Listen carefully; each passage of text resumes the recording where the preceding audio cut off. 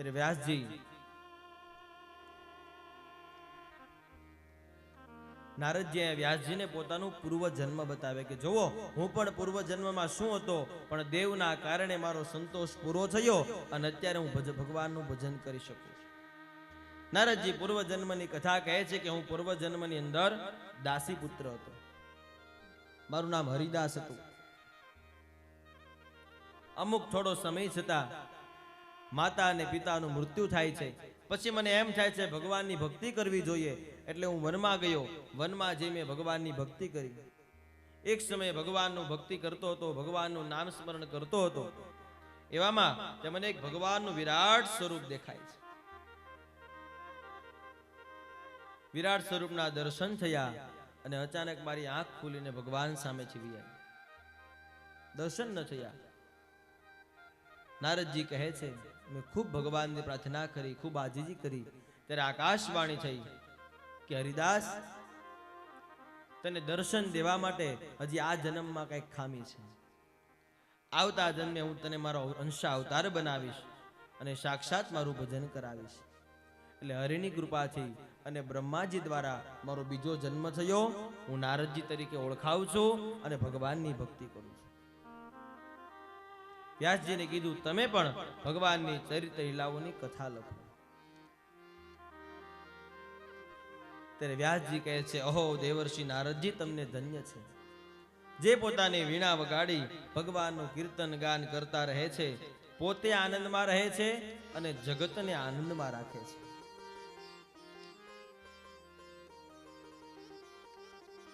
નારદજી ત્યાંથી નીકળે છે.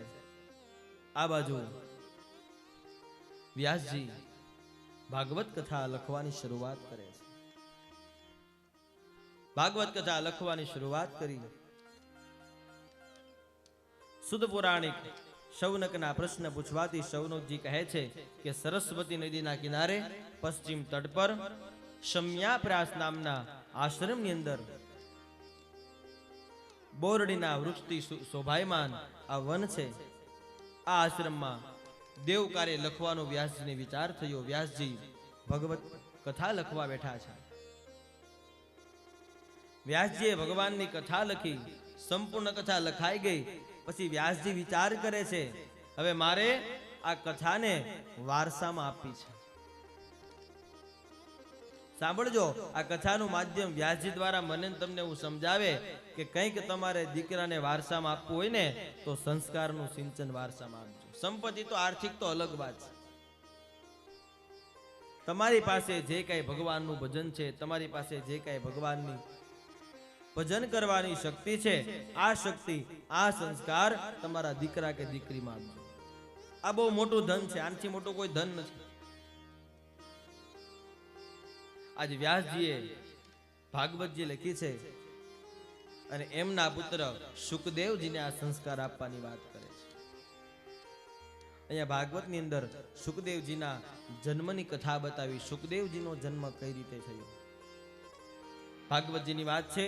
એક સમયે સુખદેવજીને જન્મની કથા તરફ આપણે જઈએ. શંકર અને પાર્વતી સુંદર પવિત્ર વનમાં બેઠા છે.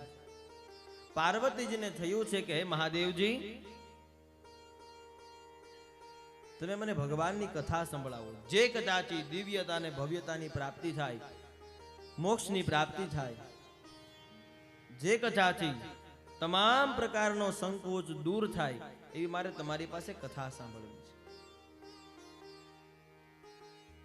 શિવજી કહે છે પાર્વતીજી, તમને કથા તો સંભળાવું, પણ આ કથા એવી છે કે તમારી સિવાય જો કોઈ સાંભળી જશે ને તો એને મોક્ષ મળી જશે, એ દિવ્ય પુરુષ બની જશે. એ ભગવાને નંદીને આદિ ગણોને પ્રાર્થના કરી કે આ વનની અંદર કોઈ મનુષ્ય હોય તો તેને પણ આ વનમાંથી બહાર લઈ જાઓ.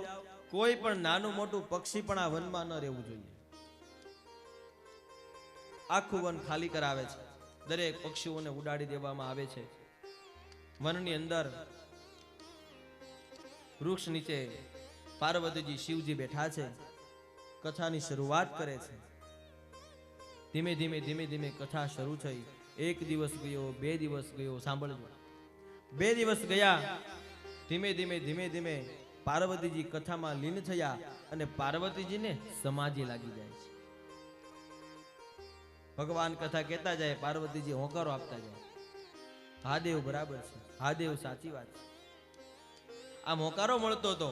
ધીમે ધીમે ધીમે ધીમે 2-3 દિવસ ગયા, પાર્વતીજીને સમાધિ લાગી, શિવજીની કથા શરૂ હતી અને બીજો હોંકારો સંભળાવા મળ્યો. એ જે વૃક્ષ નીચે બેઠા હતા, આ વૃક્ષની ઉપર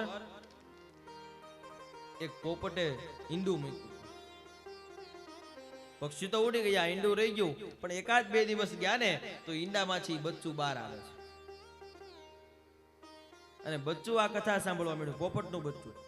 સંસ્કૃતમાં શુક એટલે પોપટ થાય, એટલે નામ શુકદેવજી પડ્યું છે. પાર્વતીજીનો હોકારો બંધ થયો અને આ પોપટનું બચ્ચું હોકારો આપવા મળ્યું. ભગવત કથા હતી, દેવ કથા હતી, દિવ્ય કથા હતી. શિવજી પણ એની સમાધિમાં કથા કરે છે. ધીમે ધીમે કથા કહીએ તો 7 દિવસ પૂરા થયા. 7 દિવસની આખી કથા આ પોપટના બચ્ચાએ સાંભળી. શિવજી આંખ ખોલી જોયું તો પાર્વતીજી સમાધિમાં છે. શિવજી વિચાર કરે છે, પાર્વતી જો સમાધિમાં છે તો હોકારો કોણ આપતું? 7 દિવસની મારી કથા કોણે સાંભળી? ઉપર આકાશમાં જોયું અને વૃક્ષની ઉપર જોયું તો ત્યાં એક પોપટનું બચ્ચું આ કથા સાંભળી રહ્યું હતું. ભગવાન જાય, પોપટના બચ્ચાને શિવજી પકડવા જાય તો પોપટનું બચ્ચું ઉડી જાય છે. ઉડતું ઉડતું ઉડતું કથા છે. આ પોપટનું બચ્ચું ઉડતું ઉડતું સમયાપાસ નામના આશ્રમની અંદર આવે છે, વ્યાસજીના આશ્રમમાં. વ્યાસજીના પત્ની બગાસું ખાય છે અને એના પેટની અંદર આ પોપટનું બચ્ચું પ્રવેશ કરી જાય છે. શું કામ? કે શિવજી હમણાં મને મારી નાખશે, આના ડરથી એના ગર્ભમાં વયું જાય છે. ભગવાન શિવજી વાટે છે કે આ બચ્ચું જો બહાર નીકળે તો હમણાં આને પતાવી દે. દિવ્ય કથા, ભવ્ય કથા એને ન મળે. સાંભળજો, ધીમે ધીમે ધીમે ધીમે દિવસો વીતતા ગયા છે. 1 મહિનો, 2 મહિના, 9 મહિના. 9 મહિને પ્રસવ થાય ને, 9 મહિના ગયા, વર્ષ ગયું, 5 વર્ષ ગયા. શુકજી ગર્ભમાંથી બહાર નથી આવતો, કારણ કે એને દિવ્યતાની પ્રાપ્તિ થઈ ગઈ છે. પોતાને ખબર પડી ગઈ છે કે હું માતાના ગર્ભની અંદર સૂતો છું. મને તમને ગર્ભની સ્થિતિ યાદ ન હોય. શુકદેવજીને બધું જ જ્ઞાન આવી ગયું છે. 16 વર્ષ સુધી શુકદેવજી માતાના ગર્ભની અંદર રહ્યા છે. 16મા વર્ષે શુકદેવજી માતાના ગર્ભની અંદરથી બહાર આવે છે. 16 વર્ષના શુકદેવજી છે, માતાની સાથે જોડાયેલી જે નાળ હોય ને, આપણે નાળ કાપીએ છીએ, આ જોડાયેલી નાળ પણ મોટી થઈ ગઈ હતી. આ નાળને ખભે નાખીને અને શુકદેવજી હાલતા થઈ જાય છે. જો હું આ પરિવારમાં રહીશ, જો હું આ સંસારમાં રહીશ ને તો દિવ્ય જ્ઞાન મળ્યું છે ને એને હું કઈ જાણી નહીં શકું, મારો જન્મ સાર્થક નહીં કરી શકું. આમ વિચારી મારે આ પરિવારમાં પડવું નથી, મોહમાયામાં પડવું નથી. આમ વિચારી પોતાની નાળને ખભે નાખીને અને શુકદેવજી હાલતા થઈ ગયા છે. શુકદેવજી આ બાજુ ચાલતા થયા ત્યાં વ્યાસજીને ખબર પડી કે મારે તો મારા પુત્રને જ્ઞાન આપવાનું છે. આગળ સુખદેવજી દોડે છે, પાછળ વ્યાસજી, હે પુત્ર શુક, હે પુત્ર શુક, ઉભો રહે, ઉભો રહે. સુખદેવજી કઈ ઉભા રહેતા નથી. રસ્તામાં વન આવ્યા, જંગલ આવ્યા, તળાવ આવ્યા, ગાયો આવી. આ બધા જોવે છે કે આ વ્યાસજી ક્યાં જાય છે. ત્યારે કથા એવું કહે છે, વ્યાસજી સુખદેવજીને માયાને સમજી નથી શકતા. ત્યારે વનના ઝાડવા હતા ને, એ ઝાડવા વ્યાસજીને કહે છે, એ વ્યાસજી ક્યાં જાવ છો? કોની પાછળ દોડો છો? તમારો પુત્ર છે ને એ પરોપકારી જીવ છે, એની પાસે કઈક છે તો એને કઈક આપવા દો, એ આપવા માટે જાય છે. ત્યારે બધા પોતપોતાનું ઉદાહરણ આપે છે.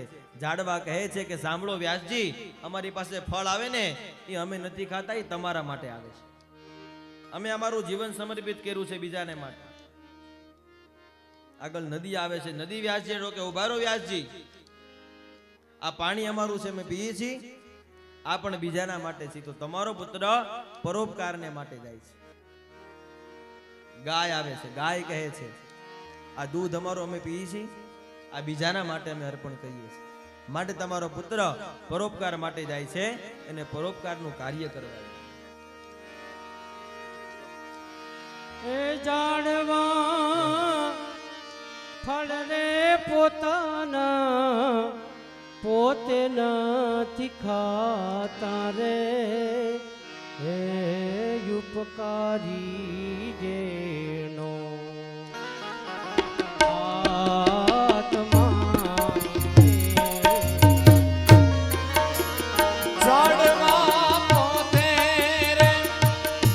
પોતાના ફળ નથી ખાતા રે ઉપકારી નો આત્મો રે એ ઉપકારી નો આત્મો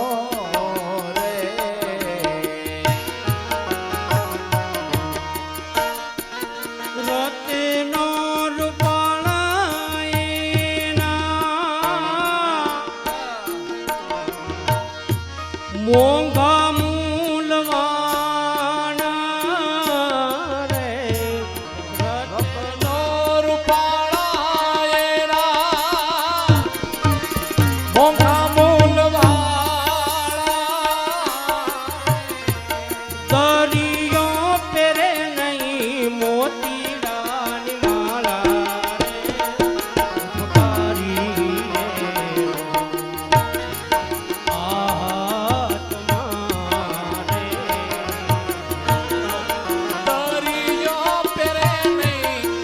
મોતીડાની મારે ઉપકારી નો આત્મો રે એ ઉપકારી નો આત્મો રે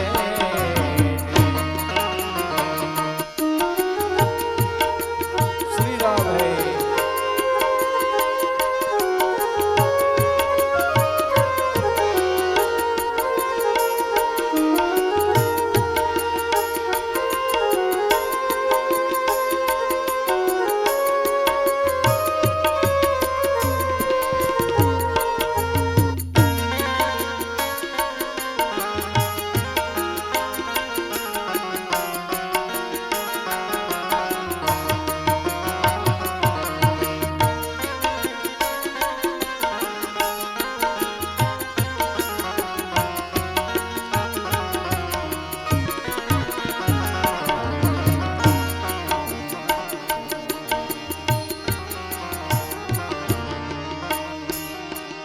જીવન ગાવાલડી એ જી દૂધ પોતે નથી પીતી રે ઉપકારી એનો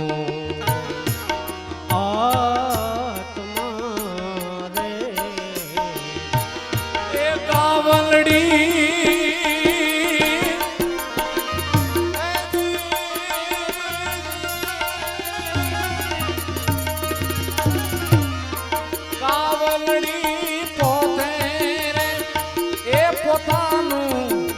દૂધ નથી પીતી રે ઉપકારી નો આત્મો રે એ ઉપકારી નો આત્મો રે એ જે ઉપકારી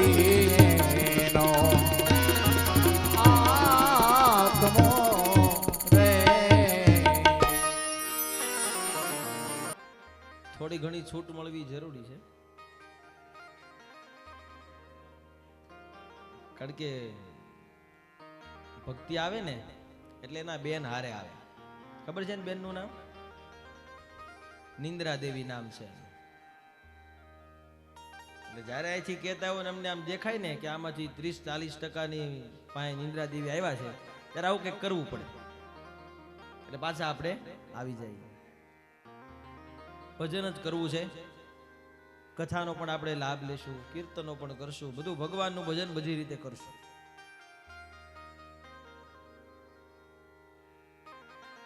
એટલે આપણને જે આનંદની જરૂર છે, આપણને જે જરૂર છે એ આપણને મળી જાય. આજ અહીંયા વ્યાસજી પોતાના પુત્રની પાછળ દોડે છે ત્યારે કથામાં કીધું એમ દરિયો કાંઈ પોતે પોતાના ગળામાં માળા પહેરતો નથી, એ પણ બીજાને આપી દે છે. ગાવલડી પણ પોતાના દૂધ બીજાને માટે ઉત્પન્ન કરે છે, ફળ પણ બીજાને માટે ઉત્પન્ન કરે છે. હે વ્યાસજી, અમે જો આટલો બધો પરોપકાર કરતા હોય તો તમારો પુત્ર તો દેવી પુરુષ છે, બીજાને એક સારું જ્ઞાન આપવા માટે જાય છે, તમે એને રોકો. ભગવત કાર્યને માટે જાય છે, તમે એને રોકો.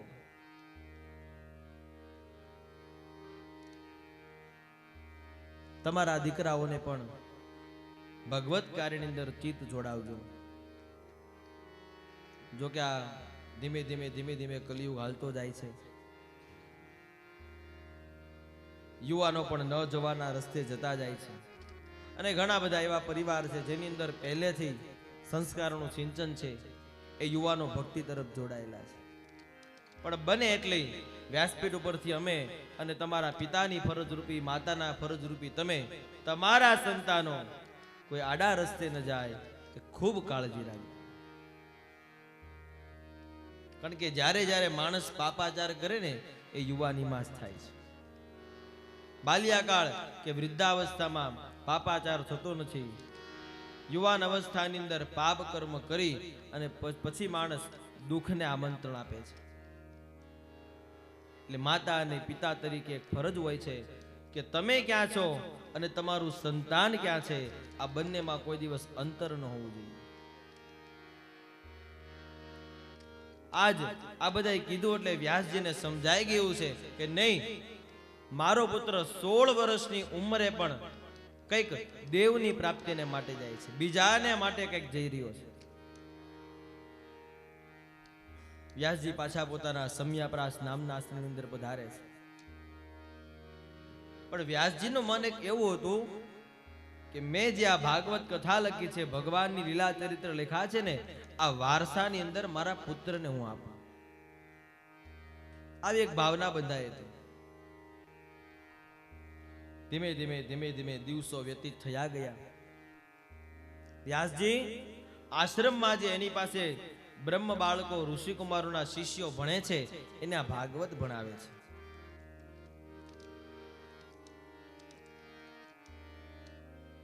વ્યાસજી ભાગવતની કથા ધીમે ધીમે સંભળાવે છે. એની અંદર ભગવાનના ચરિત્રનો, ભગવાનના વર્ણનનો એક શ્લોક બતાવે છે. શિષ્યોને શીખવાડે છે કે શિષ્યો, હું તમને જે શ્લોક શીખવાડું, આ શ્લોક તમારે ભણવાનો, અને પછી તમે જંગલમાં પાણી ભરવા જાઓ, લાકડા કાપવા જાઓ, કોઈ પણ કામ કરવા જાઓ ને ત્યારે તમારે સતત ને સતત આ શ્લોક બોલવાનો, જેનાથી તમારું અધ્યયન થાય. શિષ્યો તૈયાર થયા છે. ભગવાન કૃષ્ણ શું છે, કૃષ્ણનું સ્વરૂપ શું છે, એ વ્યાસજી અહીંયા શિષ્યોને શીખવાડે છે અને શ્લોકની શરૂઆત કરે છે. બર્હાપીડમ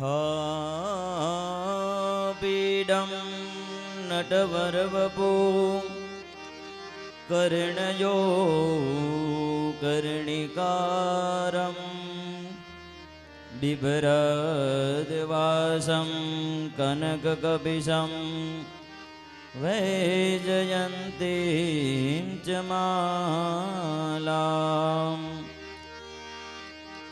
રંદ્રાન વેણુઅદરસુધયામ પૂરયન ગોપવૃંદે વૃંદારણ્યમ સ્વપદરમણમ પ્રાવિશદ ગીતકીર્તિ પ્રાવિશદ ગીતકીર્તિ.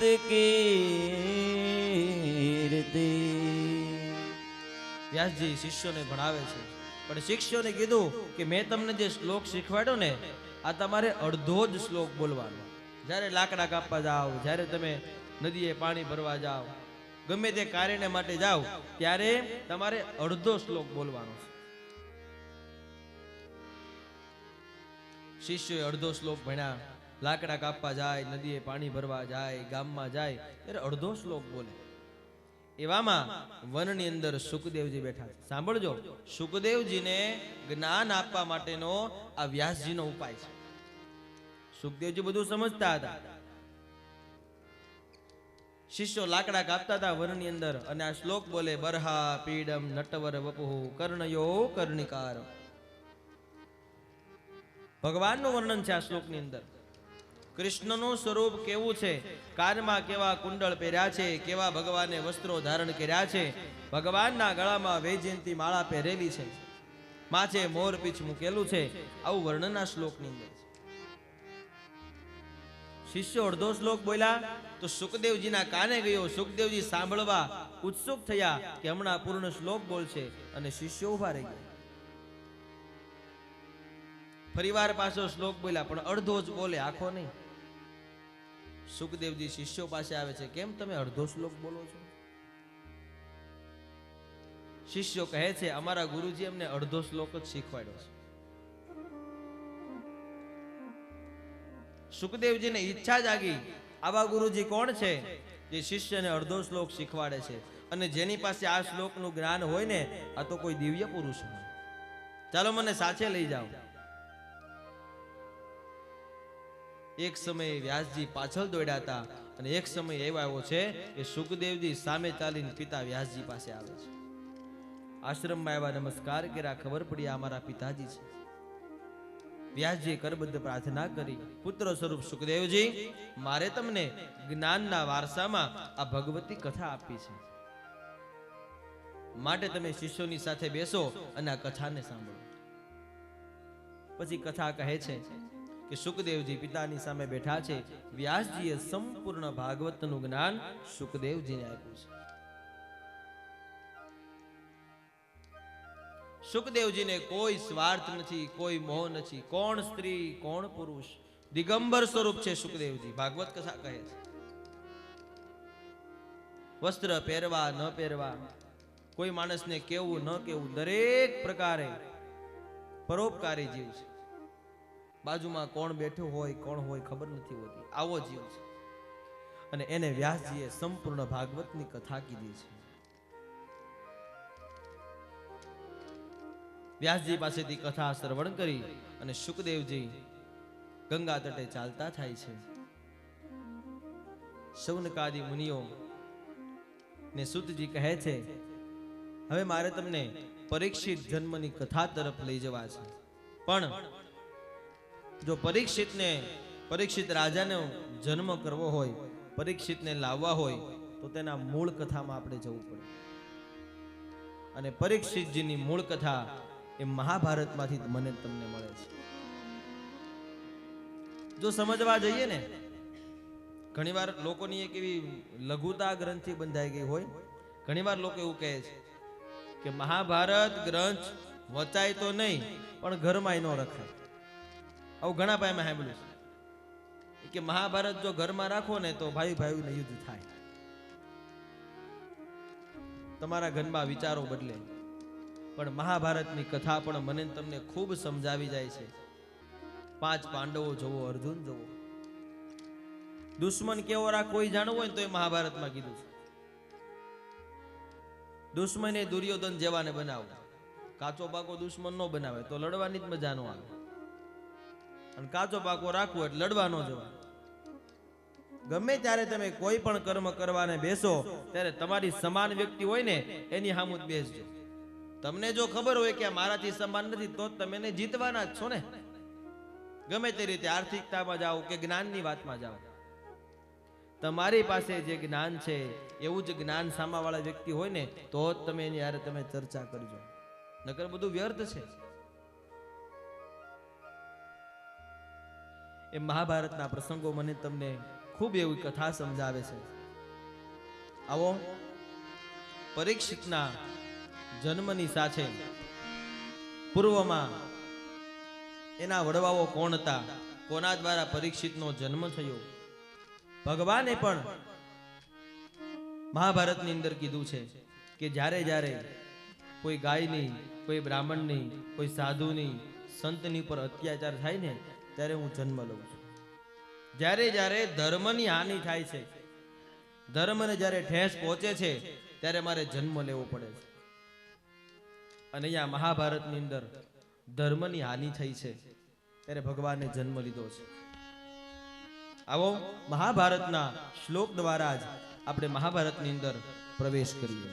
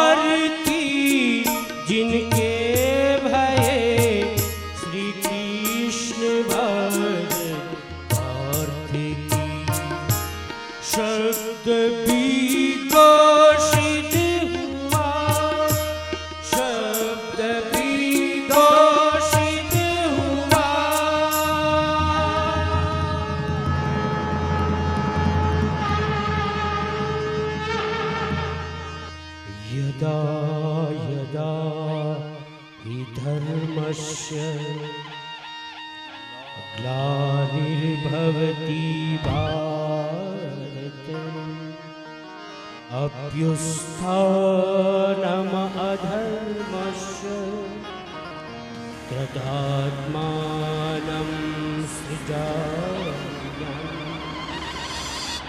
परित्राणाय साधूनां विनाशाय दुष्कृता धर्म संस्थापनार्थाय संभवामि युगे युगे.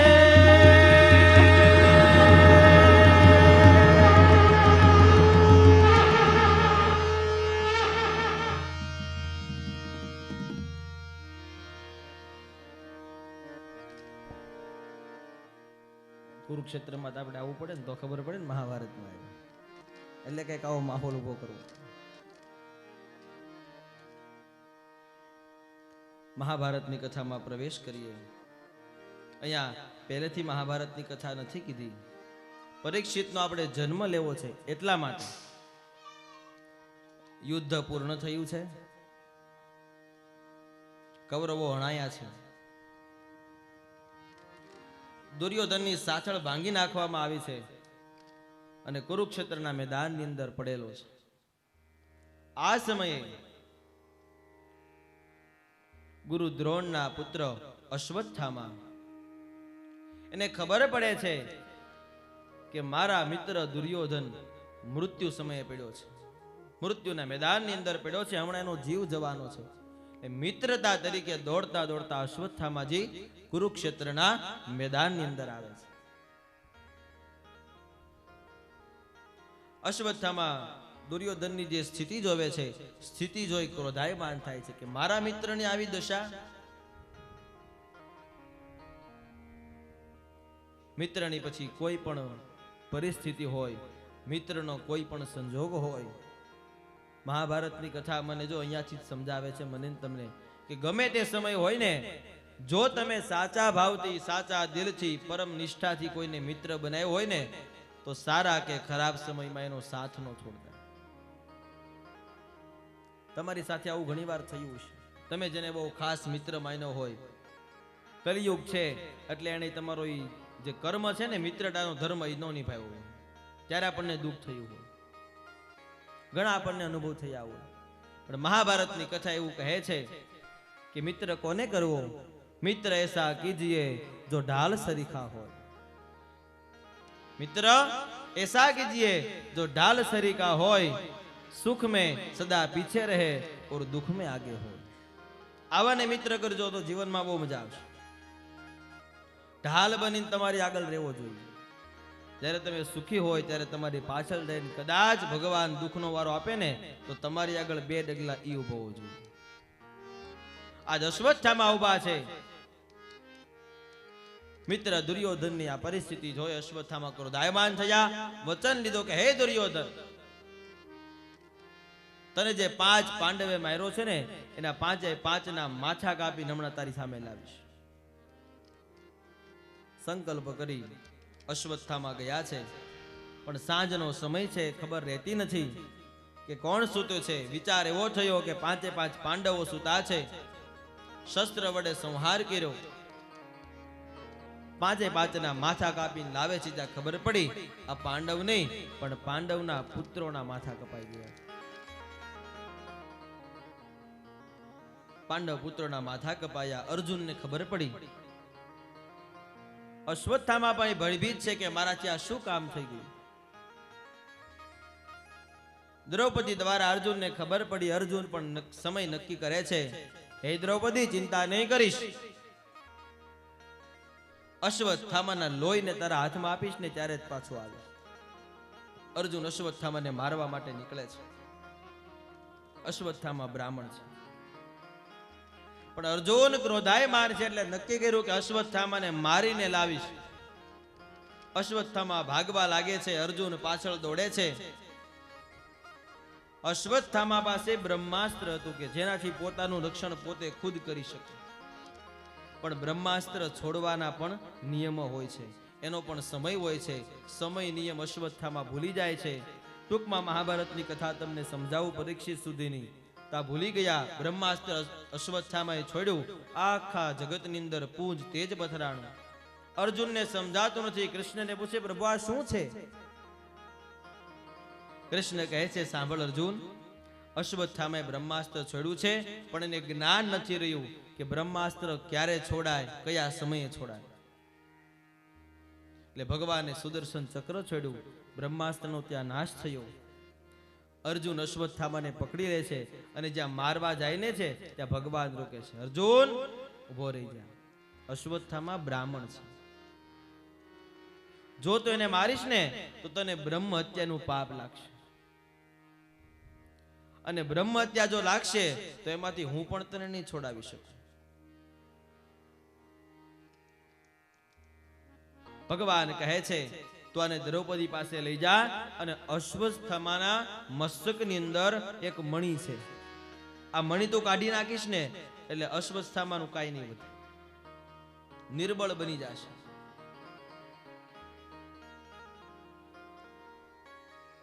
અને અશ્વત્થામાને ઘરે લઈ જાય છે. અર્જુન અશ્વત્થામાના માથામાંથી મણી કાઢે છે અને શિખાનું છેદન કરે છે. બ્રહ્મહત્યા કોને કહેવાય? મહાભારતની કથા ભાગવત કહે છે બ્રાહ્મણને મારો એ તો બ્રહ્મહત્યા કહેવાય જ, પણ બ્રાહ્મણની શિખાનું છેદન કરવામાં આવે, બ્રાહ્મણના વચનનું ઉલ્લંઘન કરવામાં આવે, બ્રાહ્મણના શરીર અથવા બ્રાહ્મણના વસ્ત્રનું ન કહેવાનું કહેવામાં આવે તો બ્રહ્મહત્યા સમાન પાપ લાગે છે. મણી કાઢી નાખો. અશ્વત્થામા નિર્બળ બની ગયા. અશ્વત્થામા ત્યાંથી ચાલ્યા જાય છે. અપમાન થયું. ત્યારથી ભાગવતની કથા, મહાભારતની કથા કહે છે કે બ્રાહ્મણ છે ને એ હંમેશાને માટે અશ્વત્થામાથી લઈ આ જગતનો કોઈ પણ બ્રાહ્મણ હોય એ માનનો ભૂખો હોય છે. તમે 100, 200, 500 ઓછા આપશો ને તો એને ચાલશે, કોઈ પણ બ્રાહ્મણ હોય, પણ એને તમે માન આપશો એટલે એને બધું આવી જાય છે. હંમેશા એક બ્રાહ્મણ એ માનનો ભૂખો હોય છે. અશ્વત્થામા નિર્માની થઈ ગયો છે, દુર્બળ થઈ ગયો છે, ત્યાંથી ચાલી નીકળે છે. અશ્વત્થામાને કાઢી મૂકવામાં આવે છે. અશ્વત્થામા એ જે બ્રહ્માસ્ત્ર છોડ્યું હતું, આ બ્રહ્માસ્ત્રથી ભગવાન કૃષ્ણ પરમાત્મા ઉત્તરાના ગર્ભની રક્ષા કરે છે. અર્જુનનો પુત્ર અભિમન્યુને ઉત્તરા દ્વારા જે ગર્ભ રહ્યો હતો, આ ગર્ભની રક્ષા કરવા, કારણ કે એનું બ્રહ્માસ્ત્ર પછી ગયું, અશ્વત્થામાનું બ્રહ્માસ્ત્ર એ ઉત્તરના ગર્ભમાં જાય છે. અને ભગવાન ત્યાં પણ ઉત્તરના ગર્ભની અંદર અશ્વત્થામાના બ્રહ્માસ્ત્રનું રક્ષણ કરે છે.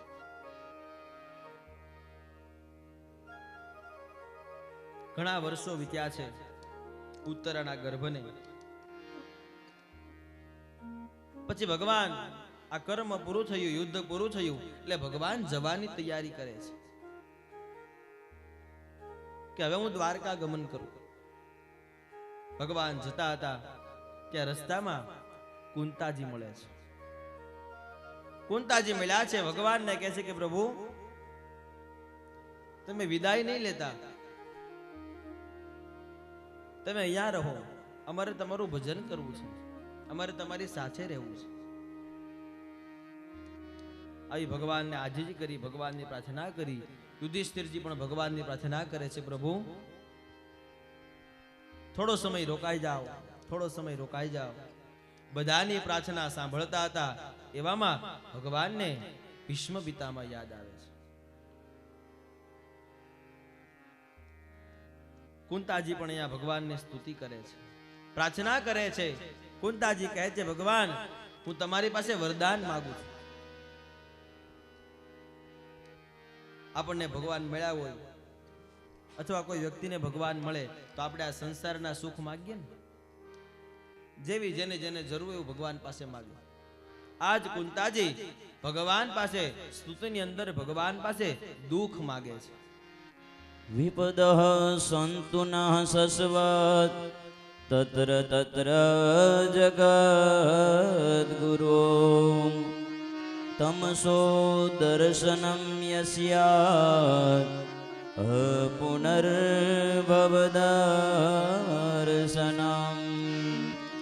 નમસ્તે પુરુષં તુ વાક્યમ ઈશ્વર પ્રકૃતે પરમ અલક્ષ્યમ સર્વભૂતાનાં અંતર્બહિર્વસ્થિતાં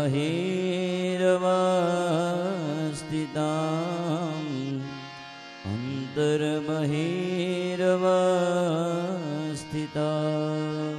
કુંતાજી ભગવાનને કહે છે, ભગવાન તમારી પાસે હું સ્તુતિમાં શ્લોકનો અર્થ એવો છે કે મારે સ્વર્ગ નથી જોતું, મારે મોક્ષ નથી જોતો, મારે સુખ નથી જોતું. મને તમે કંઈક આપવા માંગતા હો ને તો કંઈક મારા જીવનમાં નાનું મોટું દુઃખ આવ્યું. શું કામ? જ્યારે જ્યારે દુઃખ આવે ને ત્યારે જ અમે તમારું ભજન કરી શકીએ છીએ. કંઈક અમારા જીવનમાં દુઃખરૂપી કોઈ પણ કર્મ આવે ત્યારે તમે યાદ આવો છો.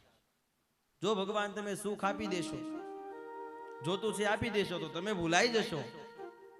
માટે ભગવાનને આજીજી ભગવાનની પ્રાર્થના કરે છે, ભગવાન અમારે આ લોકના સુખ નથી જોતા, પરલોકના પણ સુખ નથી જોતા, અમારે તમારું ભજન કરવું છે.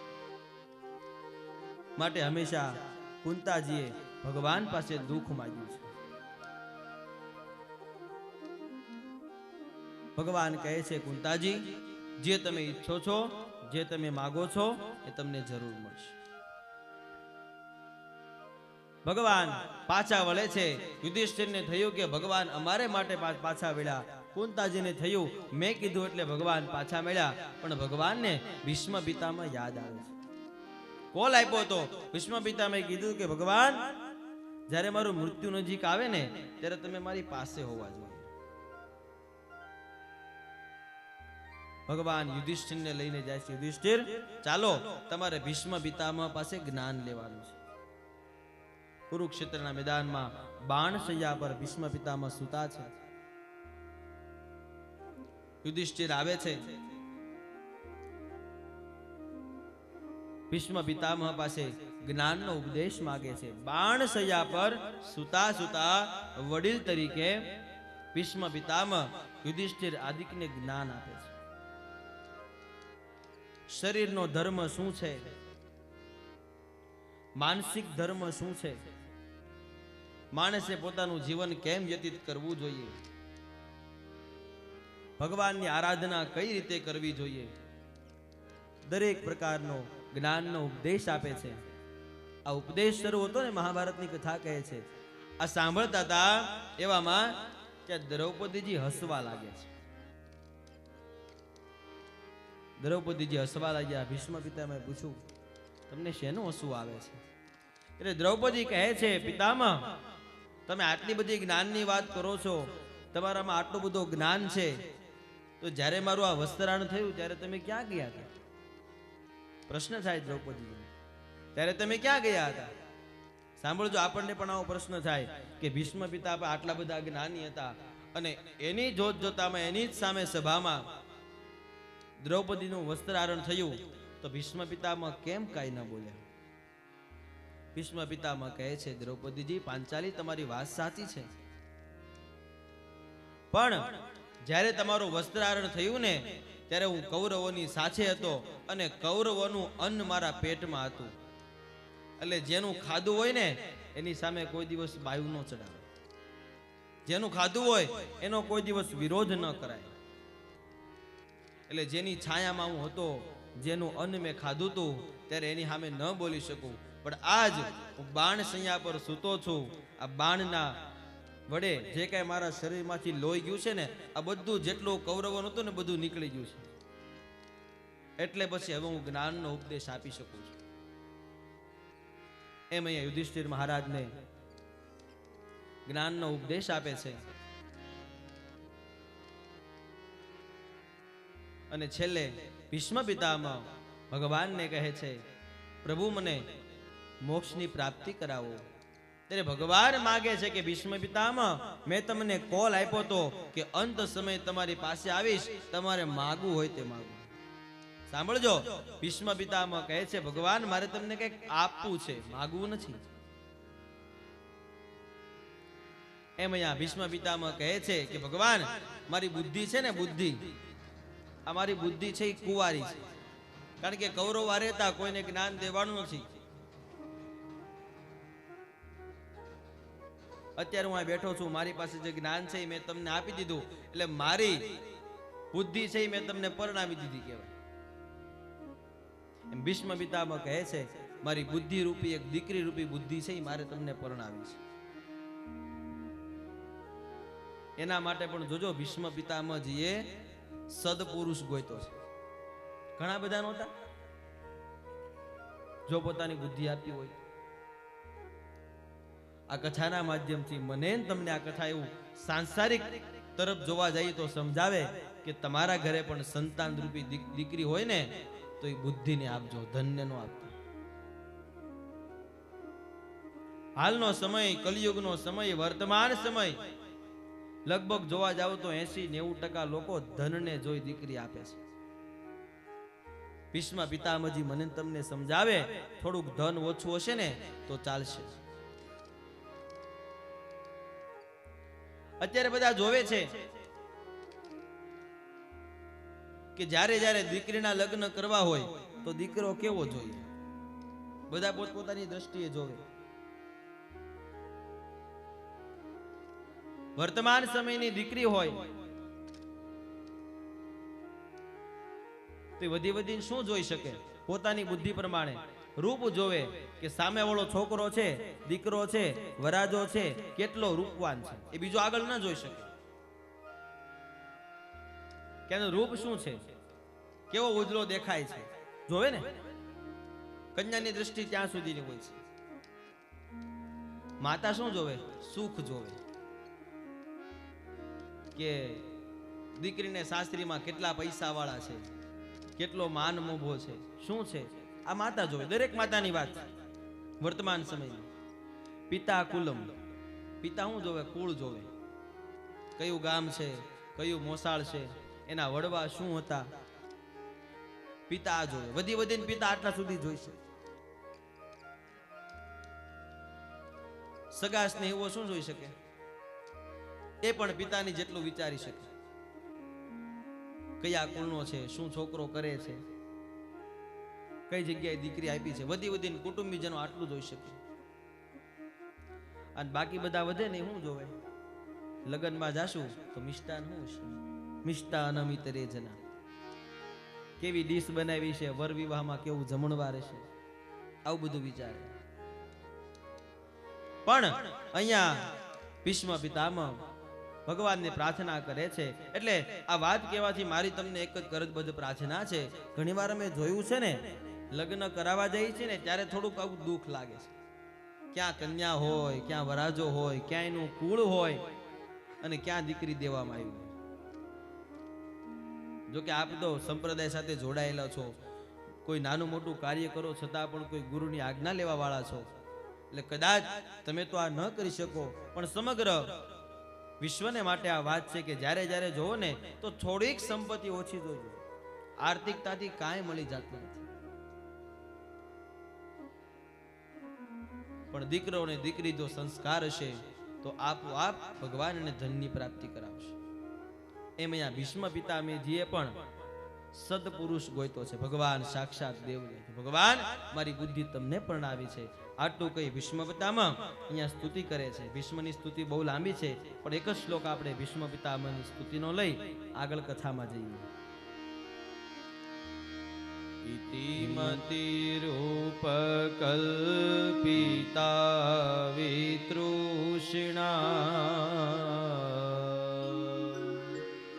ભગવતી સાત્વત પુંગવે વિભૂમની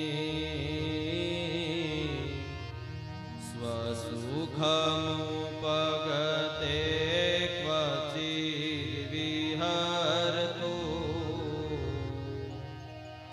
પ્રકૃતિ મુપેયુષિયાદભવ પ્રવાહ ત્રિભુવન ગમનમ તમાલવર્ણામ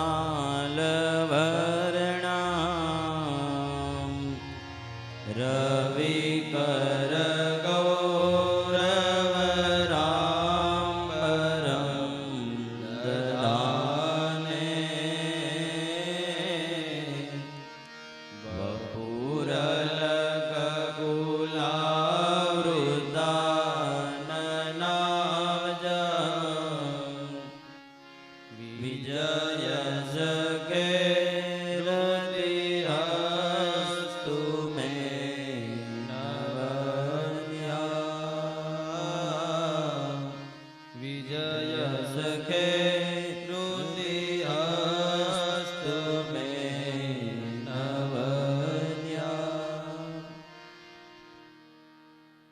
ભીષ્મ પિતામહ સ્તુતિ કરે છે. ઇતિ મતિ રૂપ કલ્પિતા વિતૃષ્ણા. મારી મતિ રૂપી બુદ્ધિ છે એ ભગવાન તમને આપું છું. બાકી ભગવાનમાં સુંદરતા નથી. જોજો, ત્રિભુવન કમલમ તમાલ વર્ણમ. તમાલ પત્રનો રંગ જોયો છે ને, કેવો હોય છે તમાલ પત્ર? ગૌર વર્ણ ન હોય, શ્યામ વર્ણ હોય, એવો તમારો વર્ણન છે. ત્રિભુવન કવલમ તમાલ વર્ણમ રવિકર ગૌરવરાંબરમ દધાને.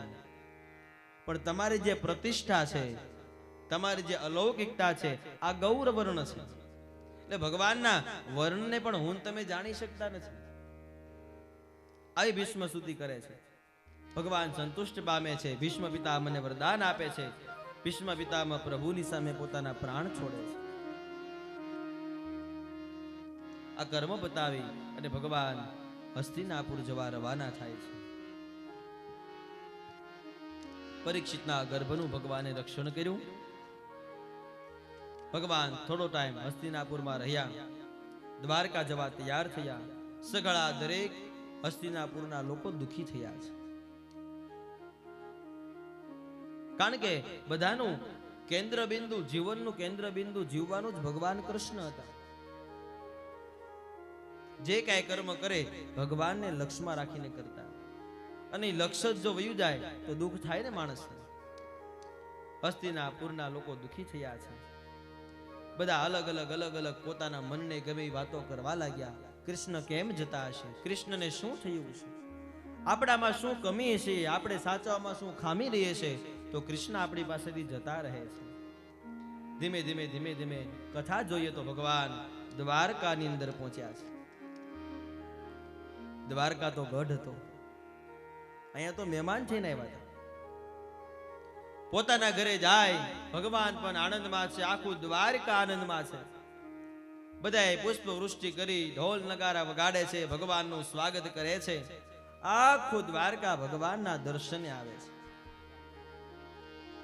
ધ્વજારોહણ થયા, તોરણો બંધાયા, નૃત્ય ગાન થયા, દેવાંગનાઓ નૃત્ય કરે છે, ગંધર્વો ભગવાનનું ગાન કરે છે. સખિયાજની ઘડી તે રળિયામાં સખિયાજની ઘડી તે રળિયામણી એ જી મારો વાલો આવ્યાની વધામણી ભગવાન આવે છે આપણા આંગણે હો. દ્વારકા છે એમ માનજો.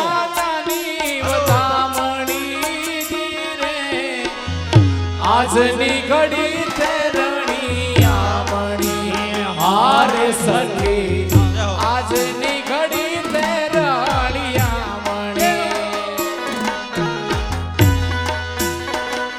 આપણું દ્વારકા છે હો, સાચી છે દ્વારકા. ભગવાન આવે છે એવો ભાવ કરો. શ્રી રાધે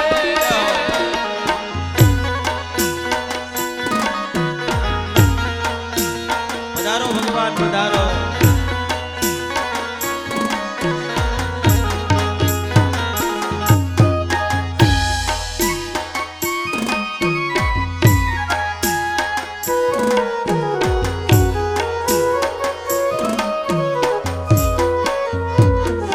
એમ તો તરિયા તોરણ તે બંધાવ્યા હારે મેં તો દરિયા કે તોરણા બધાવ્યા હારે મેં તો તરિયા તોરણ તે બંધાવ્યા હારે મેં તો દરિયા કે તોરણા બધાવ્યા એ જી મારા વાલાજીને મોતીડે વધાવ્યા હે મારા વાલાને મોતીડે વધાવ્યા એ મારા વાલાજીને મોતીડે વધાવ્યા જીરે આજની ઘડી તે રળિયામણી હારે સખી આજની ઘડી તે રળિયામણી જય હો.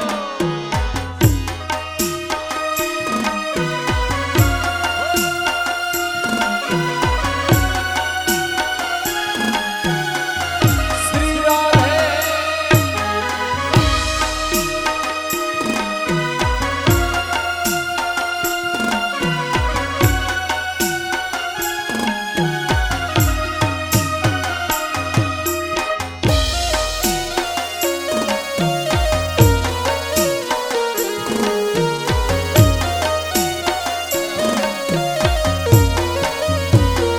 યહારે પૂરો સોહાગણ સાથિયા હારે પૂરો સોહાગણ એ સાથિયા પૂરો રે એ પૂરો સોહાગણ સાથિયા હારે તવે પૂરો સોહાગણ સાથિયા એ જી મારો વાલો આવે મલપત હાથિયા હે મારો વાલો મલપતાયા મે હાથિયારી એ રે મારો વાલો આવે મલપત હાથિયા જીરે આજની ઘડી તે રળિયામણી હારે સખી આજની ઘડી તે રળિયામણી હારે સખી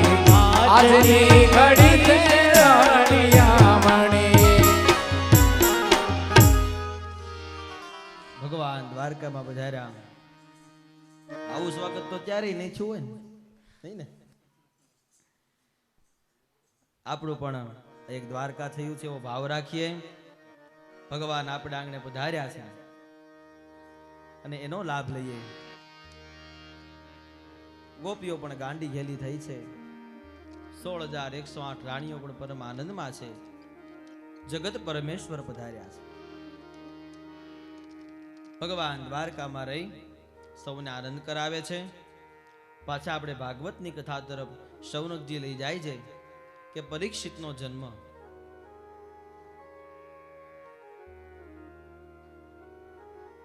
ધીમે ધીમે કથા વ્યતીત થઈ. યુધિષ્ઠિર, અર્જુન, ભગવાન ગયા ને પછી બધું ધીમે ધીમે નિશ્ચિત થવા લાગ્યું.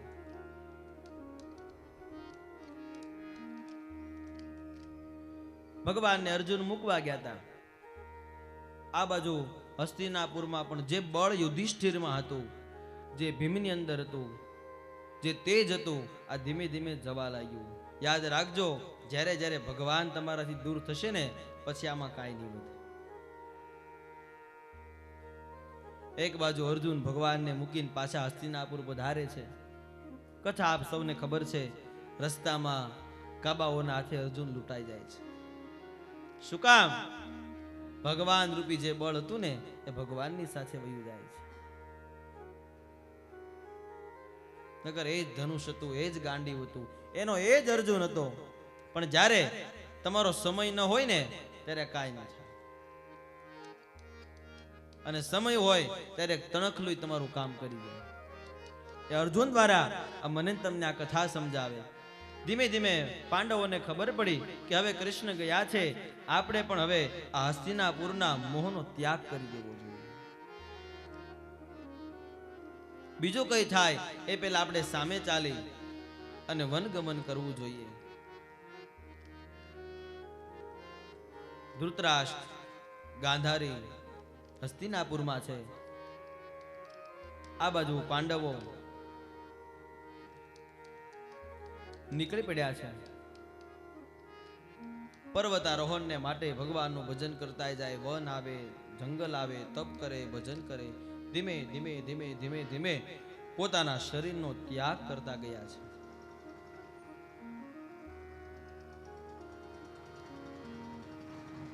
શરીરનો ત્યાગ કર્યો.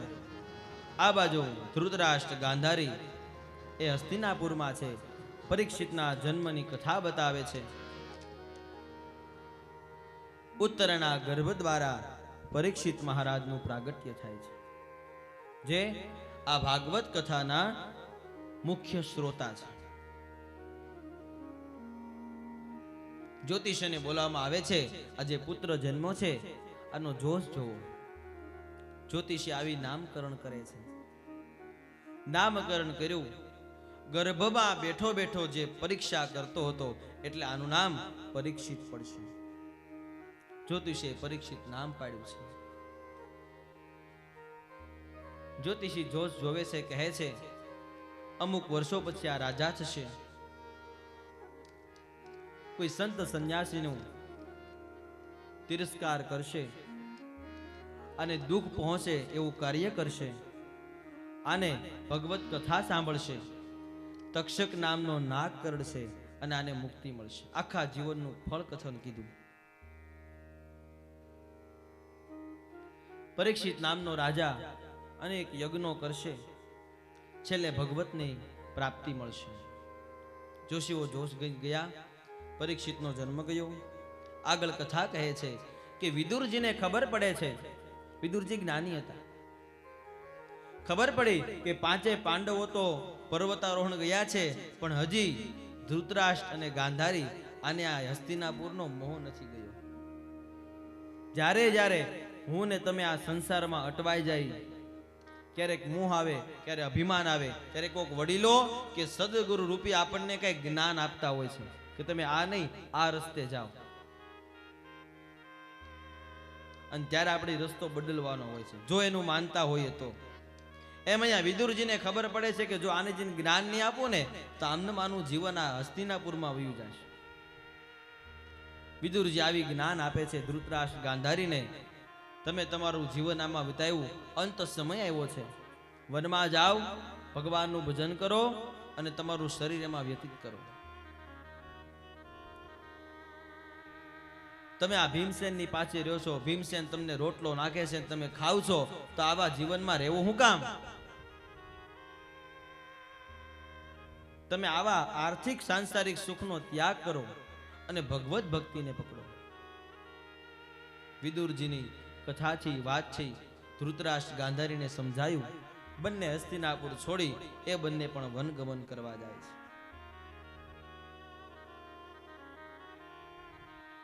વનગમન કયા ધીમે ધીમે ધીમે ધીમે દિવસ વીતતો ગયો. ભગવાનનું ભજન કર્યું. અંતે એ પણ પોતાના પ્રાણ ત્યાગે છે.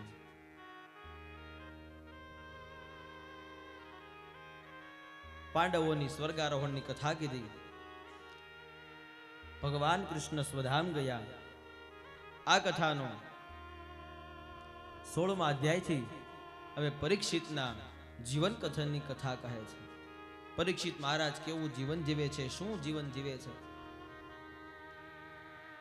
પરીક્ષિત રાજા શ્રેષ્ઠ બ્રાહ્મણોના ઉપદેશ પ્રમાણે પ્રજાનું પાલન કરતો હતો. કોઈ પણ રાજા હોય એ હંમેશા પ્રજાવત્સલ હોવો જોઈએ, તો જેને રાજા કહેવાય. પરીક્ષિત રાજા ખૂબ જ્ઞાની રાજા છે. મારી પ્રજાને, મારાથી નીચેના વ્યક્તિને કોઈ દિવસ દુઃખ ના આવે, મારા દ્વારા મારી પ્રજા દુઃખી ન થાય, ખૂબ ધ્યાન રાખતો. પરીક્ષિત પરાક્રમી રાજા નહોતો, જ્ઞાની રાજા હતો, સત્સંગી રાજા હતો. મોટા મોટા અશ્વમેઘ યજ્ઞ કરે, પ્રભુનું ભજન કરે, વેદ મંત્રનું ગાન કરાવે બ્રાહ્મણો પાસે, બ્રાહ્મણોને રાજી કરે. આવો રાજા હતો. ઉત્તર રાજાની કન્યા ઈરાવતી સાથે લગ્ન થાય છે. પોતાનો સંસાર વિતા છે. જન્મે જે આદિ 4 દીકરાઓ થયા છે. આ પછી પરીક્ષિત રાજા દિવસે ને દિવસે દિગ્વિજય કરવા નીકળે છે, દિશાઓને જીતવા નીકળે છે. હું રાજા છું, આ દિશાને મારે જીતવી છે, મારે આ દિશાને જીતવી છે, આવો સંકલ્પ કરે છે. નીકળી જાય, દિશાઓને જીતે, ભગવાનનું ભજન કરે. ધીમે ધીમે ધીમે ધીમે ધીમે ધીમે દિવસો વ્યતીત થવા લાગ્યા. એક સમયે આ પરીક્ષિત રાજા એક વખત દિગ્વિજય કરવા નીકળે છે અને એક ચિત્ર દેખાય છે આ રાજાને. રાજાને ચિત્ર દેખાયું. એક બળદ છે, એક ગાય છે. બળદને 4 પગ હોય ને, પણ આ બળદને એક જ પગ હતો. અને ગાય ઊભી છે. એક કાળ પુરુષ છે, આ લાકડી વડે ગાયને મારે છે. આવું ચિત્ર રાજા જોયું. સાંભળજો, બહુ કથા સરસ. રાજાએ ચિત્ર જોયું, વિચાર કરે છે કે આ શું? મારા રાજ્યમાં એક પગવાળો બળદ ઊભો છે, ગાય છે, કાળ પુરુષ છે, અને જમીનની અંદર એ ગાય અને બળદ બંનેને ભેગા કરીને લાકડી મારીને અને હળ ચલાવે છે. આવું ચિત્ર જોયું. પરીક્ષિત આવી પ્રશ્ન કરે છે, તું કોણ છે? પેલા બળદને પ્રશ્ન કર્યો, આ શું છે? બળદ કહે છે, હું ધર્મ છું. ધર્મને 4 પગ હોય છે: સત્ય, વ્રત, દયા અને પવિત્રતા. આમાં આ કલિયુગમાં મારા 3 પગ વયા ગયા છે, ખાલી દયા રહી છે. માણસમાંથી સત્ય ગયું, વ્રત ગયું, માણસમાંથી પવિત્રતા ગઈ, અને ખાલી થોડોક દયારૂપી છાંટો રહ્યો છે ને, એટલે મારો 1 પગ વધ્યો. સાંભળજો, આ બધી જ કથા મને તમને લાગુ પડે છે. સત્ય પણ ગયું છે, વ્રત પણ ગયું છે. વ્રતને આપણે ભૂલી ગયા, પવિત્રતાને આપણે ભૂલી ગયા છીએ, પણ થોડુંક ભગવત ભક્તિ કરીએ છે ને, એટલે હાલતા ચાલતા મારામાં તમારામાં ક્યાંક ક્યાંક દયા આવે છે, બાકી કઈ રહ્યું નથી. ગાય છે એક ધરતીનું સ્વરૂપ છે, અને એને ખેડતો હોય જે કાળ સ્વરૂપ છે ને, કાળ પુરુષ જે લાકડી મારે છે, એ કલયુગ છે. તો રાજા કહે છે કે તું આને છોડી દે. મારા રાજ્યમાં બળદ અને ગાયને ભેગા કરીને ખેતી થાય, લાકડીએ મારા રાજ્યમાં ગાયને માર પડે, આવું ન ચલાવી લઉં. પરીક્ષિત રાજાને કલયુગ કહે છે કે કાંઈ વાંધો ન, વયો જાઓ, પણ તમારે જાવું ક્યાં? મને રહેવાના તમે સ્થાન આપો, હું ક્યાં જઈને વસું? મારે ક્યાં રહેવું? કોની પાસે રહેવું? ત્યારે પરીક્ષિત રાજા કહે છે કે જા, હું તને આ કલિયુગને રહેવાના સ્થાન આપું. સાંભળજો ક્યાં ક્યાં કલિયુગ છે. આ જે કલિયુગના સ્થાન છે ત્યાં કોઈ દિવસ જવું નહીં, વિચાર પણ ન કરવો. પરીક્ષિત રાજા કહે છે હું જેને તે સ્થાન આપું એ સ્થાનમાં તારે રહેવાનું છે. અહીંયા પરીક્ષિત રાજા એને સ્થાન રૂપી 5 ગામ આપે છે. હું તને સ્થાન આપું એ તારા 5 ગામ, ત્યાં તારે રહેવાનું. પ્રથમ ગામ આપે છે જુગાર. જ્યાં જુગાર રમાતો હોય ને ત્યાં કલિયુગનો વાસ હોય. સાંભળજો. બીજું કીધું છે મદ્યપાન, મદિરાપાન, જે ન પીવેલા એક વસ્તુ છે. જ્યાં મદિરાપાન થતું હોય, જ્યાં જુગાર રમાતો હોય, આ કલિયુગનું સ્થાન છે. સાંભળજો. ત્રીજું સ્થાન કુલટા સ્ત્રીઓ. જ્યાં કુલટા સ્ત્રીઓના શરીર વેચાતા હોય, આ કલિયુગનું ત્રીજું સ્થાન છે. ચોથું સ્થાન બતાવ્યું છે હિંસા. જ્યાં હિંસા થતી હોય ત્યાં કલિયુગનું સ્થાન છે. અને પાંચમું કીધું છે અધર્મનું દ્રવ્ય. આપણી પાસે સંપત્તિ હોય, પૈસા હોય, પણ મને તમને ખબર ક્યારે પડે કે આ પૈસા ધર્મના છે કે અધર્મના? એમાં કઈ લખ્યું ન હોય ને કે આ 100 ની નોટ આવી ધર્મની આવી છે, આ કોકની પાસેથી આવી છે 500 નોટ અધર્મની છે, કે આને સાઈડમાં કાઢો. ન લખ્યું હોય પણ તમારા જે પ્રમાણના કર્મ હોય ને એ પ્રમાણે નોટ તમારા ખીચામાં, તમારા ઘરમાં આવે છે. આપણા આંગણેથી 2 પ્રકારની લક્ષ્મી આવે છે, સૂરી અને અસુરી. પણ એ ખબર ક્યારે પડે? ખબર એ લક્ષ્મી જાય ને ત્યારે ખબર પડે કે આ સૂરી લક્ષ્મી હતી ને આ અસુરી લક્ષ્મી. આવા ભગવત કાર્યમાં વપરાય, તમારા સાંસારિક ભૌતિક કાર્યમાં વપરાય, કોઈ દેવ દર્શન દયા તપ સત્યતામાં વપરાય તો સમજવું કે આપણા ઘરે સૂરી લક્ષ્મી આવી છે. અને કોર્ટમાં, કચેરીમાં, દવાખાનામાં, પોલીસ સ્ટેશનમાં કોઈ ચોરી કરી જાય, આવું બધું થાય ત્યારે સમજવું કે આ આસુરી લક્ષ્મી આપણા ઘરમાં પ્રવેશ કર્યો. પરીક્ષિત રાજા આ કલિયુગને 5 ઠેકાણા આપે છે કે ખાસ કરીને સાંભળજો. આ 5 જગ્યાએ જવાની વાત તો દૂર છે, પણ આપણું મન પણ ન જવું જોઈએ. જ્યાં જ્યાં જુગાર રમાતો હોય, મદ્યપાન થતું હોય, ઘણીવાર આ બધું જોઈ તો બહુ દુઃખ લાગે છે. હજી હમણાં ત્યાં 7મ 8મ ગઈ ને, કહો એમાં તમે સમજી ગયા છો. લોકો વાટે હોય છે, હું નથી કરતો એટલે તમને મારે કહેવાનો અધિકાર છે. જો એ વસ્તુ હું કરતો હોય તો હું પાપી બનું છું. ભગવાન કૃષ્ણ પરમાત્માનો જન્મ થવાનો હોય, હજી તો હાતમને વાર હોય ત્યાં છઠથી શરૂ થઈ જાય, જન્મી જાય, પારણા થઈ જાય, દશમ આવે ને ત્યાં સુધી શરૂ રાખે છે. 7મ 8મ આવે છે, આપણે જુગાર રમવાનો છે. એ કૃષ્ણ તમારા ઘરે આવે કોઈથી વાટે ન જોતા. એના તો વધામણા હોય, એની વાટ જોવાની હોય. કૃષ્ણ આવે, ઉત્સવ કરો ને ક્યાં તાણ છે? પ્રસંગ કરો, ભગવાનને થાળ ધરો, ભોગ ધરો, કીર્તન કરો, એમાં સમય બગાડો.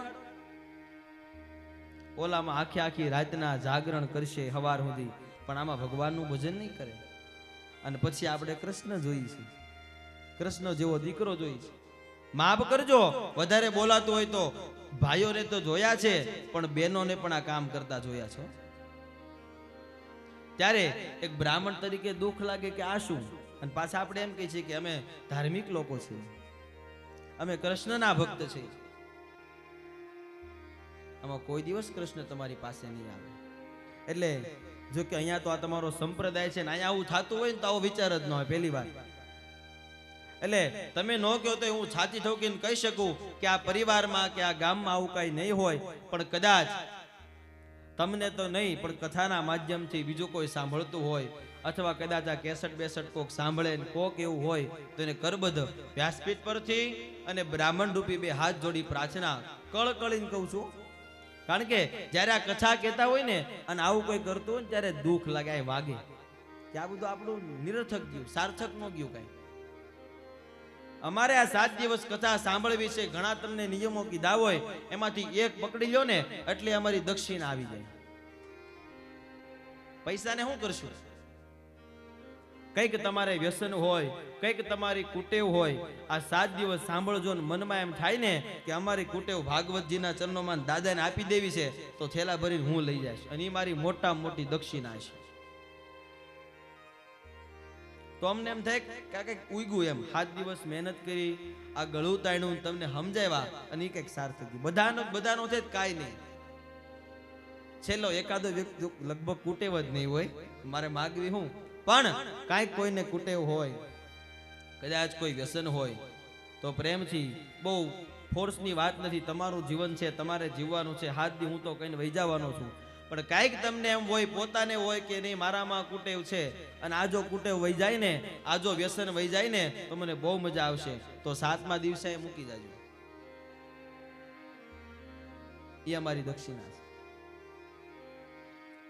એમ કરબદ્ધ પ્રાર્થના. કોઈ દિવસ સુગાર ન રમવો, મદિરાપાન ન કરવું, હિંસા ન કરવી. અહિંસા પરમો ધર્મ કીધું ને, અહિંસા છે એક પરમ ધર્મ છે. તમે જો હિંસા નહીં કરો એટલે તમે ધર્મને પાળ્યો છે એવું માનજો. અને અધર્મનું દ્રવ્ય કોઈ દિવસ કોઈનું ખોટું લેતા જ નહીં. અને લીધો છે તો મેં તમને કીધું એમ તમને દેખાઈ જશે કોર્ટમાં, કચેરીમાં, દવાખાનામાં. મેં અહીંયા જે મહેનત કરી છે ને, અને મારી મહેનત કરતા તમે વધારે પૈસા આપી દેશો ને, તો મારે વ્યાજ જશે. ભગવાનને ખબર છે 7 દિવસની મારી કેટલી મહેનત છે, તમે કેટલું મહેનતનું મને મળવાનું છે. અને જો તમે વધારેનું આપ્યું છે તો એનો રસ્તો થઈ જશે. લક્ષ્મીનો રસ્તો કરીને આવે છે. દાનમ ભોગો નાશઃ, આ 3 લક્ષ્મીના રસ્તા છે. લક્ષ્મી 3 જગ્યાએ જ જાય. એક તો દાનમાં જાય, આ સારા કર્મ કરો, ભગવત કરીએ કરો, કોઈને કામ લાગો, આ દાનની લક્ષ્મી છે. ભોગ, ભોગ ભોગવવામાં, સારા કપડાં પહેરીએ, દીકરા દીકરી પરણાવીએ, સારા મકાન મારીએ, સારી જમીન લઈએ, સારી ગાડી લઈએ, આ ભોગ કહેવાય. અને ત્રીજું છે નાશ. જે મેં જગ્યાઓ તમને બતાવી. કાકોક ચોરી જાય, અત્યારે ચોરી ન થાય તો બધા લઈ જાય ને, એક 10 લાખ આપો તમને, મહિના પછી પાછા પછી ભૂલી જવાના, એ ચોરી થઈ કહેવાય, એ નાશની લક્ષ્મી કહેવાય. માટે કીધું દાનમ ભોગો નાશ, આ લક્ષ્મીના 3 રસ્તા છે. તમારી લક્ષ્મી ક્યાં જાય છે ત્યારે તમારે સમજવું કે કેટલું આપણે ધર્મનું લીધું છે ને કેટલું અધર્મનું લીધું છે. એમાં કોઈને તમારે ઇન્વોલ્વ જ નહીં કરવાનું, તમારે જ નક્કી કરી લેવાનું કે કેટલું આપણે ધર્મનું કમાણા છે. એટલે જો તમારી મહેનત 200 ની હોય તો કોઈ દી 300 ની આશા ન રાખતા.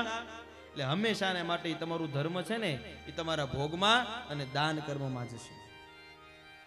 એટલે કોઈ દિવસ અધર્મનું દ્રવ્ય ન લેવું. આ 5 કાર્યો, 5 સ્થાન કલયુગને આપ્યા. વૃષભ હતો જે બળદ હતો, એને 4 પગ આપ્યા. ગાયને પણ પરમ સંતોષ થયો. હું તમે પણ સાથે મળી ભાવના રાખીએ કે કલયુગની અંદર આ ધર્મનો જે 1 પગ વિધો છે ને, અને 4 પગ રાખીએ. થોડું સત્યતાની પાછળ જઈએ, થોડી દયાભાવ રાખીએ, થોડી પવિત્રતા રાખીએ. પવિત્રતા કોને કહેવાય? તમારા આગળ કોઈ સાધુ આવે, સંત આવે, બ્રાહ્મણ આવે, અતિથિ આવે, સંન્યાસી આવે, કેમ એનો આદર સત્કાર કરવો? તમારે તમારા જીવનમાં પવિત્રતા કેમ રાખવી? ક્યારે ક્યારે બ્રહ્મચર્યનું પાલન કરવું, ક્યારે ક્યારે ઘરની અંદર શું કર્મ કરવા, આ બધી પવિત્રતા છે. ઘરમાં દેવને કેમ રાખવા, તમારે કેમ રહેવું, દેવનું ભજન કેમ કરવું. જોકે સંપ્રદાયમાં છો એટલે લગભગ તમને બહુ બધી ખબર હશે, અને દેવને એવી રીતે તમે ભજન પણ કરો છો. એટલા માટે કીધું સત્ય, પવિત્રતા, દયા અને દાન, 4 વસ્તુ આ ધર્મના પગ છે, અને 4ને સમાન રાખવા જોઈએ. અધર્મનું દ્રવ્ય, પરીક્ષિત રાજાએ જે કીધું કે અધર્મનું દ્રવ્ય તમારા ઘરમાં ના આવવું જોઈએ. પૈસા તો બરાબર, પણ અધર્મનું દ્રવ્ય કહેતા સુવર્ણ, સોનું, આની અંદર પરીક્ષિત રાજાએ એને સ્થાન આપ્યું છે કે જ્યારે જ્યારે માણસના ઘરની અંદર અધર્મનું દ્રવ્ય હશે ને, તો કલયુગ ત્યાં પ્રવેશ કરશે. સોનું પહેરાય છે, નો ડાઉટ પહેરાય, પહેરવા માટે જ આપણને ભગવાન આપ્યું છે. પણ તમારી પાસે જો અધર્મના પૈસા આવ્યા છે, એ પૈસાથી તમે જો સોનું બનાવ્યું છે, તો આ સોનું તમે પહેરશો કે તમારા ઘરના કોઈ સ્ત્રી પહેરશે, તો એની અંદર કલયુગ આવશે. અને જ્યારે જ્યારે માણસમાં કલયુગ આવે ને, ત્યારે એનું પતન થઈ જાય છે. આપણે બધા અત્યારે કલયુગમાં છે, બધા, હું તમે બેઠા એ બધા, પણ પણ આપણી અંદર કલયુગ નથી. જો આપણી અંદર કલયુગ આવી ગયો હોય ને તો આવો વિચાર ન આવે. આ હું બોલું તમે સાંભળો નહીં. એટલે હજી ભગવાનને કરબદ્ધ પ્રાર્થના કરીએ કે ભલે અમે કલયુગમાં છીએ પણ કલયુગ અમારી અંદર પ્રવેશ ન કરે એ ભગવાનને પ્રાર્થના કરીએ. આગળ પરીક્ષિત રાજાની કથા કીધી છે. પરીક્ષિત રાજા આગળ મૃગ્યા રમવા જાય છે. આગળ એનો જન્મ કથન બતાવે છે. સુખદેવજી મહારાજ પરીક્ષિત રાજાને મળે છે, સપ્તાહની કથા કહે છે. પણ આ બધી કથાને કાલના દિવસમાં આપણે લેશું. કાલના દિવસની કથામાં કપિલજીનું પ્રાગટ્ય થશે. ભગવાનના અવતારો ધીમે ધીમે આપણે વર્ણન કરશું. સાંજના સત્રમાં ભગવાન કપિલજીની પ્રાગટ્યની કથાને આપણે લેશું. આવો આજના પ્રથમ દિવસની બીજા સત્રની કથાને વિરામ તરફ લઈ જતા પહેલા 2 મિનિટ હરિનામ સંકીર્તન, ભગવાનની આરતી બોલશું, ભગવાનને જમાડશું, ભગવાનની ક્ષમા પ્રાર્થના કરી અને આપણે છૂટા પડશું. આવો 2 મિનિટ હરિનામ સંકીર્તન. સ્વામિનારાયણ સ્વામિનારાયણ સ્વામિનારાયણ સ્વામિનારાયણ સ્વામિનારાયણ સ્વામી નારાયણ સ્વામિનારાયણ સ્વામિનારાયણ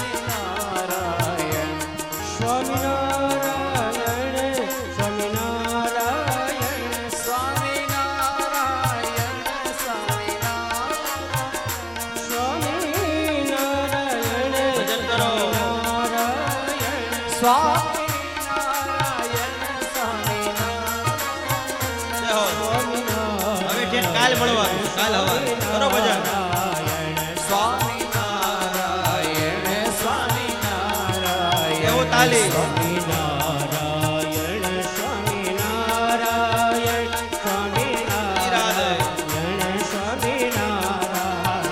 સ્વામિનારાયણ સ્વામિનારાયણ સ્વામિનારાયણ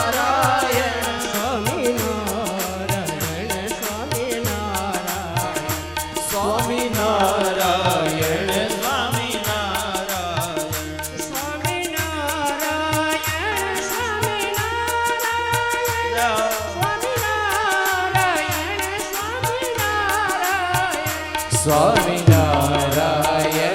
સ્વામિનારાયણ સ્વામિનારાયણ સ્વામિનારાયણ સ્વામિનારાયણ સ્વામિનારાયણ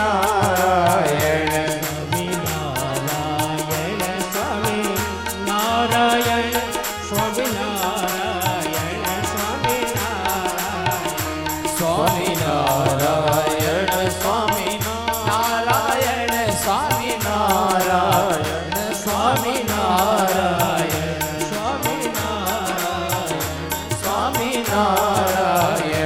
સ્વામિનારાયણ સ્વામિનારાયણ શ્રી ભાગવત ભગવાન કી જય સ્વામિનારાયણ ભગવાન કી જય. અને આવો આજે પહેલા દિવસની કથા ભગવાનના ચરણોમાં સમર્પિત કરી પ્રાતઃ પૂજાના ત્રણેય ભાઈઓ યજમાનો સાથે મળી આપણે ભગવાનની આરતી ઉતારીએ, ભગવાનનો થાળ ગાય અને પછી આપણે બધા ફરીથી છૂટા પડીએ. તો ત્રણેય યજમાન ભાઈઓ આવી અને પરિવારની સાથે આપણે ભગવાનની આરતી ઉતારશું. પ્રભુ જય સદગુરુ સ્વામી સહજાનંદ દયાળુ આનંદ દયાળુ બળવંત બહુ નામી શરણ સરોજ તમારા વંદો કર જોડી પ્રભુ વંદો કર જોડી શરણે શીશ દયાથી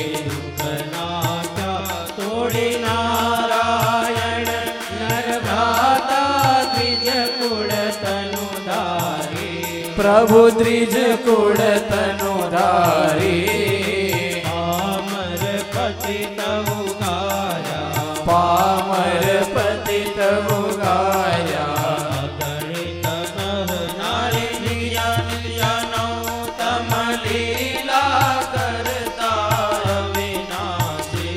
પ્રભુ કરતાય વિનાશી અડસઠ તીરથ ચરણે 68 તીરથ શરણે મોદી ગયા કાશી પુરુષોત્તમ પ્રગટનું જે દર્શન કરશે પ્રભુ જે દર્શન કરશે આળ કર્મથી છૂટી તાળ કર્મથી છૂટી કુટુંબ સહિત થશે આય અવસર કરુણાનિધિ કરુણા બહુ કીધી વાલે કરુણા બહુ કીધી મુક્તાનંદ કહે મુક્તિ મુક્તાનંદ કહે મુક્તિ સુગમ કરી સીધી ઓમ જય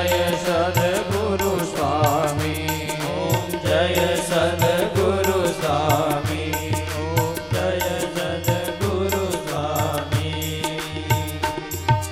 કર્પૂર ગૌરમ કરુણાવતારમ સંસાર સારમ ભુજગેરહારમ સદા વસંતમ હૃદયારવિંદ ભવં ભવાની સહિતમ નમામિ મંગલમ ભગવાન વિષ્ણુ મંગલમ ગરુડધ્વજા મંગલમ પુંડરીકાક્ષો મંગલાય તનોહરિ સર્વ મંગલ માંગલ્યે શિવે સર્વાર્થ સાધિકે શરણ્યે ત્ર્યંબકે ગૌરી નારાયણી નમોસ્તુતે નારાયણી નમોસ્તુતે હે મારી ઘેરે જમવા પધારો કનૈયા ઓ નંદલાલા મારે ઘેરે જમવા પધારો કનૈયા ઓ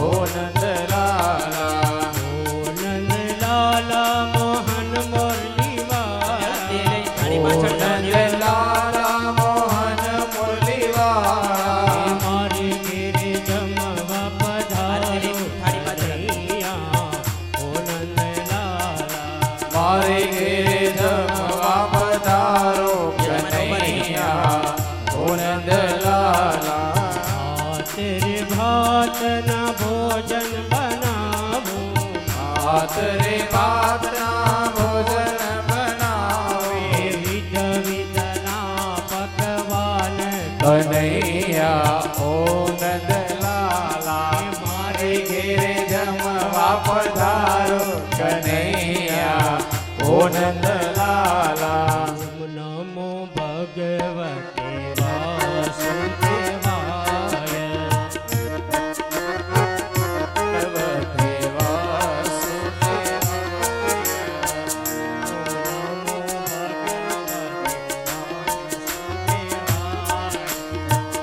ઓમ નમો ભગવતે વાસુદેવાય ઓમ નમો ભગવતે વાસુદેવાય ઓમ નમો ભગવતે વાસુદેવાય આજે સૌને જય શ્રી કૃષ્ણ કાલે વેલા આવજો આજે સૌને જય શ્રી કૃષ્ણ કાલે વેલાય આવજો આજે સૌને જય શ્રી કૃષ્ણ કાલે વેલા આવજો આજે સૌને જય શ્રી કૃષ્ણ કાલે વેલાય આવજો કાલે વેલા આવજો ને સાથે સૌને લાવજો કાલે વેલાય આવજો ને સાથે સૌને લાવજો આજે સૌને જય શ્રી કૃષ્ણ કાલે વેલા આવજો આજે સૌને જય શ્રી કૃષ્ણ કાલે વેલાય આવજો મન મંદિરના ખૂણે ખૂણેથી કચરો કાઢી નાખજો મન મંદિરના ખૂણે ખૂણેથી કચરો કાઢી નાખજો હે મન મંદિરના ખૂણે ખૂણેથી કચરો કાઢી નાખજો મન મંદિરના ખૂણે ખૂણેથી કચરો કાઢી નાખજો હે આજે સૌને જય શ્રી કૃષ્ણ કાલે વેલા આવજો આજે સૌને જય શ્રી કૃષ્ણ કાલે વેલાય આવજો હે આજે સૌને જય શ્રી કૃષ્ણ કાલે વેલા આવજો આજે સૌને જય શ્રી